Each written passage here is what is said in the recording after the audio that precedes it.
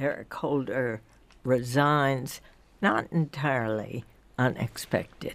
Not entirely unexpected. He actually told the New Yorker in January or February of this year that he would stay in office well into 2014, but that obviously set kind of a timetable for him to announce his departure. Not a total surprise.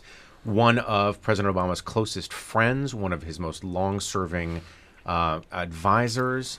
So it wasn't a surprise, but it was still a bit of a blow to a president who's still trying to get his second term back on its feet. And Susan, you served on a media committee with the Department of Justice. You know, that one of the things that Eric Holder has dealt with is really alarm among a lot of journalists over the Department of Justice practices toward journalists. This administration has launched more leak investigations than all previous administrations put together. James Risen from the New York Times still has the threat of going to jail for his refusal to name his source on a story he did regarding Iran.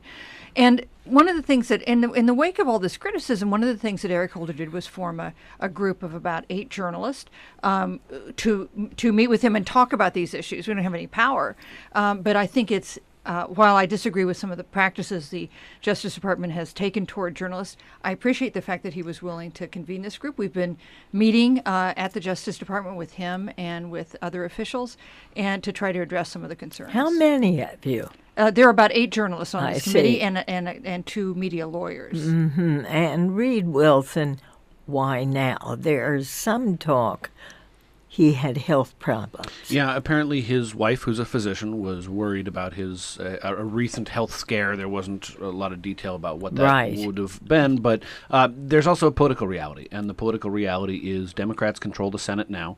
They might not control the Senate in 4 months when the next Congress convenes.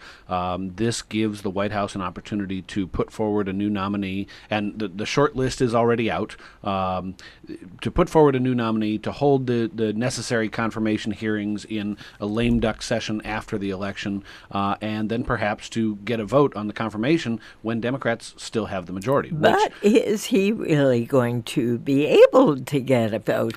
So much controversy. That's the question. A number of Republicans from the sort of uninfluential, like Senator Ted Cruz, to the uninfluential within the U.S. Senate, like Ted Cruz, to the very influential, like Chuck Grassley, who's the ranking Republican on the Senate Judiciary Committee, have questioned whether or not now is the right time for a quick hearing. Some of those Republicans want to see the next Congress deal with an attorney general. There's a bit of an irony here in that so many Republicans on Capitol Hill despise Eric Holder and have voted to hold him in contempt. And when he says he will stay on until his replacement is confirmed, they're now delaying the confirmation of his replacement. So there's a little irony there.